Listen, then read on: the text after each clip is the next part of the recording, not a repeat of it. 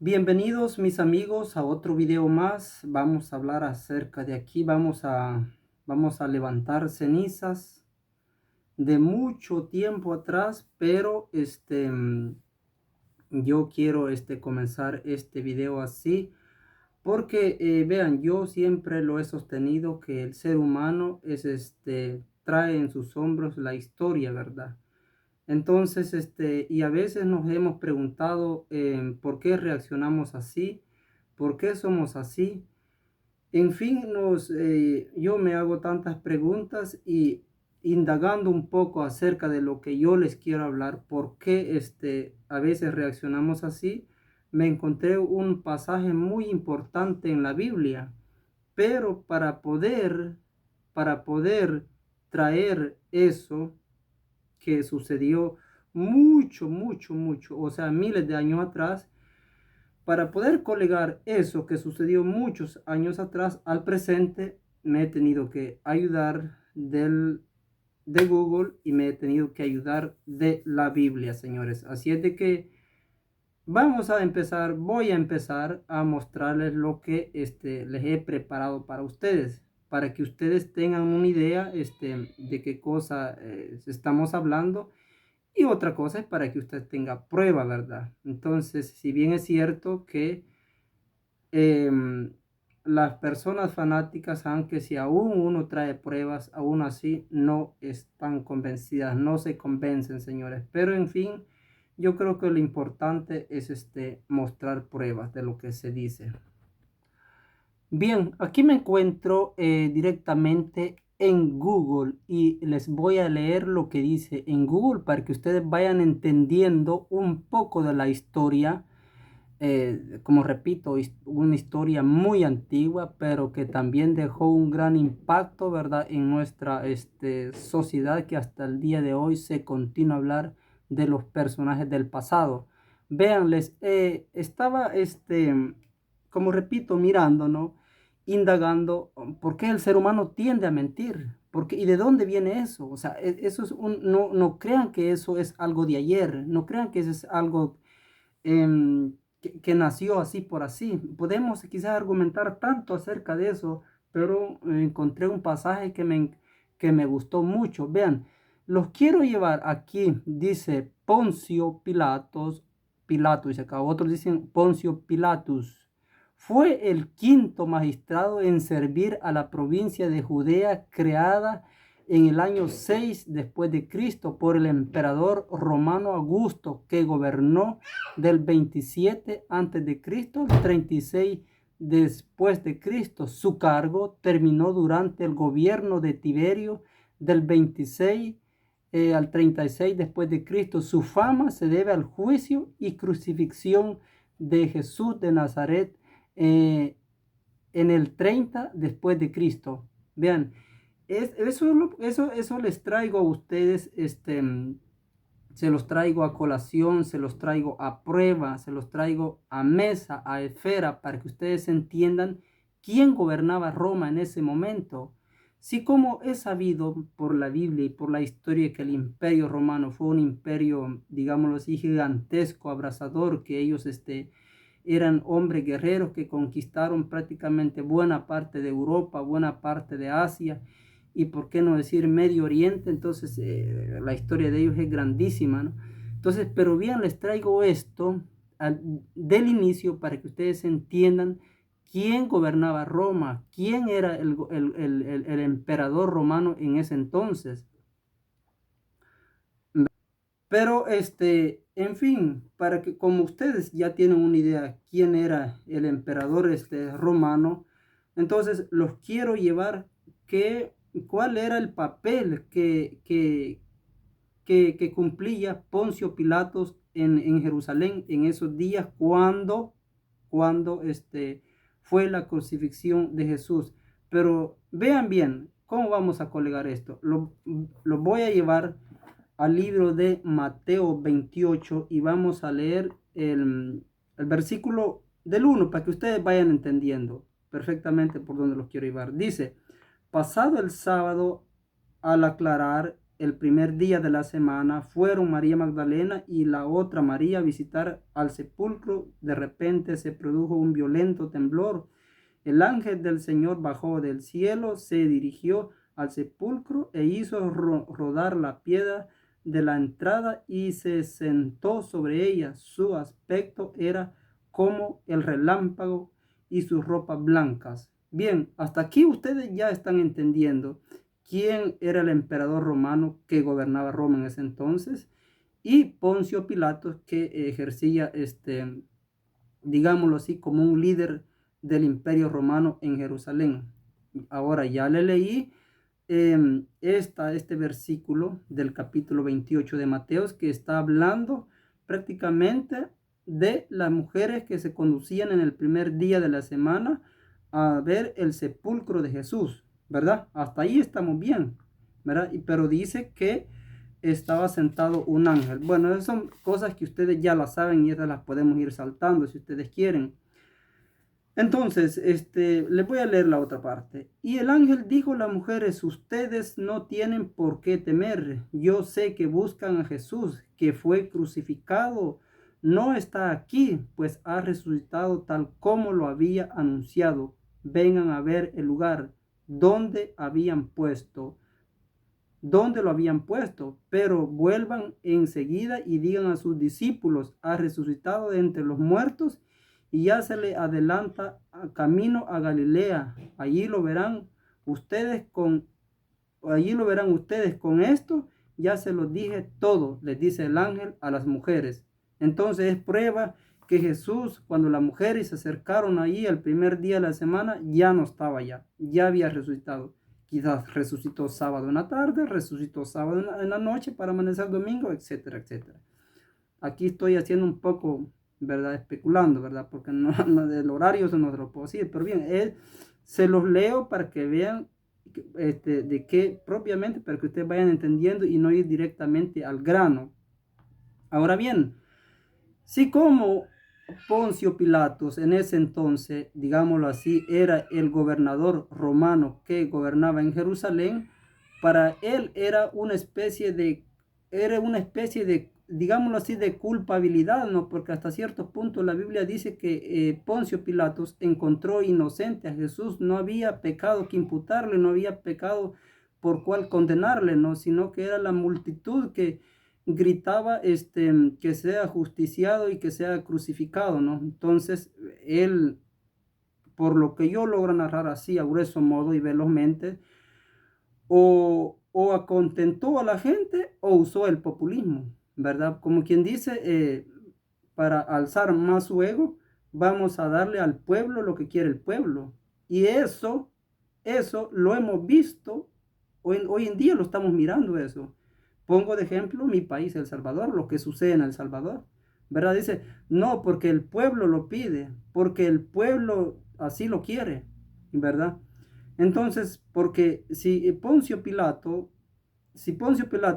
para quedar, digámoslo así, bien consigo mismo, probablemente hubiera dicho, ¿no? Este hombre, a este Jesús de Nazaret, que la multitud pide que sea justiciado, que sea crucificado, no lo vamos a crucificar. Hubiera usado su corte, su ley, su juez, supongo que tenía, y lo hubieran dejado libre, pero no lo hicieron. Tal vez esa es una idea mía. Tal vez no lo hizo porque no quería no quedar mal con el emperador romano que gobernaba ese entonces Roma.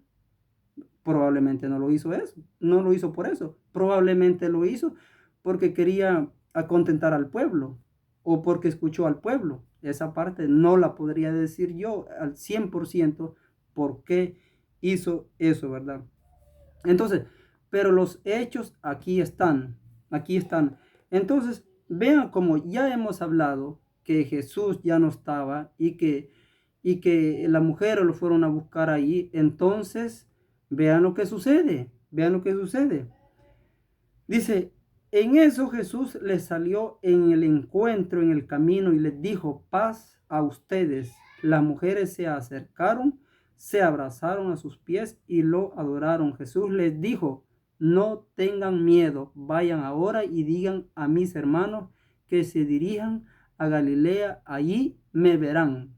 Entonces Jesús mira a las mujeres y le dice que prácticamente no tengan miedo. Y ellas contentas, ¿no? Porque lo fueron a buscar allí, porque eran allegadas a él, porque eran siervas de él, porque escuchaban sus sermones, porque lo seguían en todas partes donde él andaba predicando, ¿verdad? Entonces, esta es la parte esencial del video. Todo es importante y todo es esencial, pero yo quiero que ustedes vean de dónde viene la mentira del hombre, de dónde viene la mentira del hombre. Ya empecé por narrarles quién era el emperador romano en aquel entonces. Vean, dice lo siguiente: mientras estoy en el San Mateo 28, versículo 11, específicamente, mientras las mujeres iban, dice, unos guardias corrieron a la ciudad y contaron a los jefes de los sacerdotes todo lo que había pasado. Estos se reunieron con las autoridades judías y acordaron dar a los soldados una buena cantidad de dinero para que dijeran: los discípulos de Jesús vinieron de noche y como estábamos dormidos, robaron el cuerpo de Jesús. Qué palabras, señores. Qué escritura más bellísima esta, antigua, pero que de estos textos bíblicos que fueron escritos y dejados antiguamente, y que pues gracias por sus traducciones logramos a saber qué es lo que pasó en el tiempo antiguo. Eso nos trae al contexto actual, ¿verdad? Que el ser humano tiende a mentir, porque los guardias de Poncio Pilato, que había puesto ahí para que no se pierda el cuerpo de Jesús, ellos dicen, como Jesús había resucitado, ya no estaba allí, y pues Jesús, en su forma de ser, en su forma de explicar que Él es un espíritu, quizás los soldados estaban ahí, Él resucitó y ellos ni se dieron cuenta, ¿verdad? Entonces ellos dicen que se habían quedado dormidos, dice, ¿verdad? Probablemente estaban ahí, no estaban ni siquiera dormidos cuando Jesús resucitó. Pero vean el engaño del hombre, cómo viene. Yo lo que logro ver aquí es el engaño y siempre la manipulación y la tergiversación de las cosas, de la noticia, del acto, de la acción, ¿verdad? Y si ustedes quieren, vean, miren, el soborno. El soborno. ¿Acaso es eso lo que no miramos hoy en día en El Salvador? ¿Acaso es algo, no es, quiero decir y dejarlo enfático, no es solo este gobierno del problema ese, del soborno? No, ha venido en toditos los gobiernos, en toditos. Pero hoy es más evidente, señores. Hay fuentes que en la zona de Cabañas, a las personas que se están oponiendo o que no quieren saber nada de minería en El Salvador, mire, las están sobornando, señores. Están comprando voluntades, señores. ¿Para qué? Para que las personas no digan nada y que para que se pueda concretizar el tal proyecto minero que el presidente de El Salvador quiere ejecutar. Bueno, que ya tiene todo, ya tiene todo. Tiene la ley, tiene los diputados, ya deshacieron la ley anterior, ya hicieron otra nueva ley, pero ahora tienen una parte de la población que se resiste, que no quiere saber nada de minería, y al menos están llegando a los líderes para que estos puedan persuadir a las comunidades y por ende que no puedan ser tropiezos al momento que las empresas mineras lleguen a querer extraer el metal precioso, señores.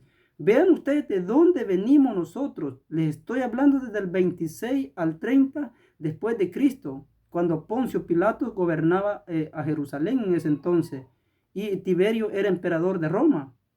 O sea, son miles de años que pasaron ya, señores, y el ser humano viene con eso, mandándolo de generación en generación en generación.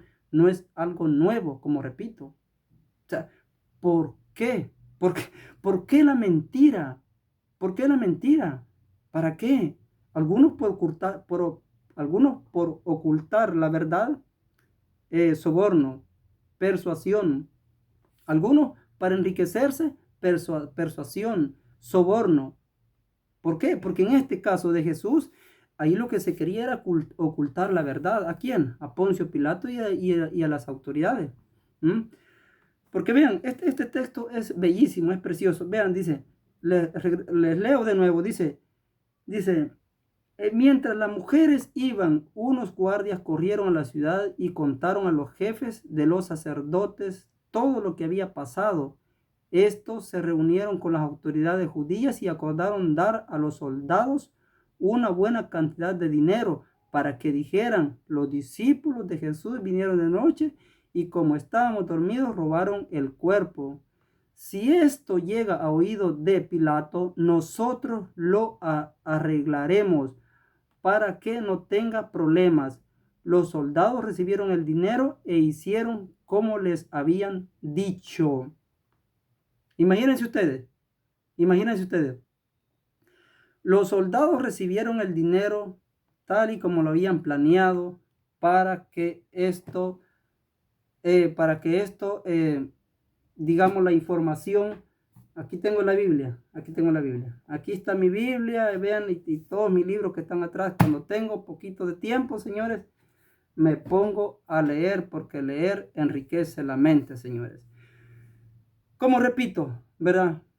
Ya ustedes escucharon ahí que para que la información sea diversamente a como querían los seguridades y los sacerdotes judíos, dijeron, vamos a sobornar a estos para que estos digan que fueron los discípulos de Jesús que se robaron el cuerpo, ¿verdad? Imagínense ustedes, señores.